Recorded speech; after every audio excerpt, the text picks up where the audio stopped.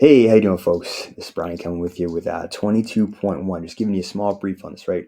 Touching on the standards, a few of the different things that you'll see, and probably hopefully answer some questions that you may have. As we know, it's 15 minutes.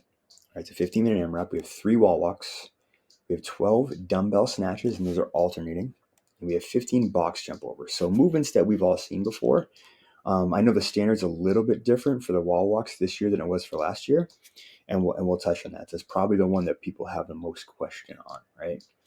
The dumbbell snatches, again, something that we do quite a bit in class, and same thing with the box jump overs, right? Some things that we do, and obviously I've read through this a few times. Those 2 movements are pretty standard, pretty straightforward, but we'll touch on those anyways. But first, we'll touch on the wall walks, right?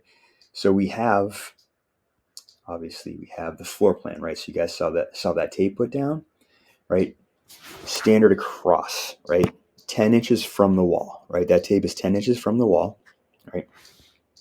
The second line, this is where it's a bit different than last year. We laid down, I believe, and we measured. Here it's 55 inches from the wall for women and 60 for men. So those are the key differences right there, right? So as we go through this, right, obviously gives us some pictures here. 10 inches from the wall, 55 here, and then 60 for men. So with the RX movement, right, with the RX movement, our hands, any part of our hands can be on the line. 55 inches for women, 60 for men, right? And our feet are on the inside of that line closest to the wall, right? So what we do, we need to make sure that our feet are on the wall before we draw our hands back over this first line right here, right? So our feet are on the wall, then we can start to move back, right? The key difference here is you'll see any part of your hand can be on that inside line, right? Where last year, I believe you had to get completely vertical and get both of your hands inside of that without any of it touching.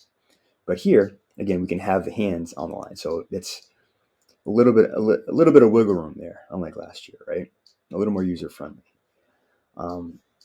Standard for the scales. So here, you can't have your hand touching that line. And it's 55 inches for everybody across the board for scales. Right, so you'll notice this graphic right here. This nice young woman has her hands in front of that line, nothing touching, right? Her thighs, her hip, and her torso are on the ground, but we're not touching that line, right? So every rep begins and ends with the athlete lying down with their chest, feet, and thighs touching the ground. At the start and finish of each rep, both hands must be in front of the tape line. No part of the hand may be touching the line.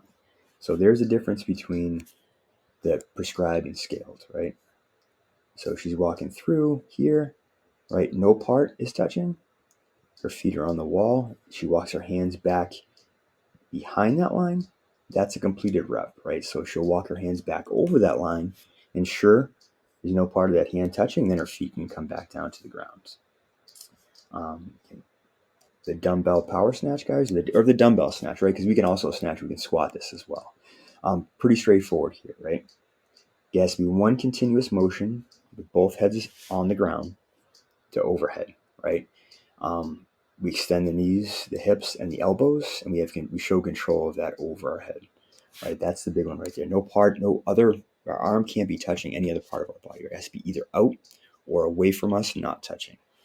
You can split snatch, meaning that you can send that leg back like we would like a split jerk, right? But to complete the rep, you still have to bring both feet under your knees and your hips, show control, and have that elbow extended above your head.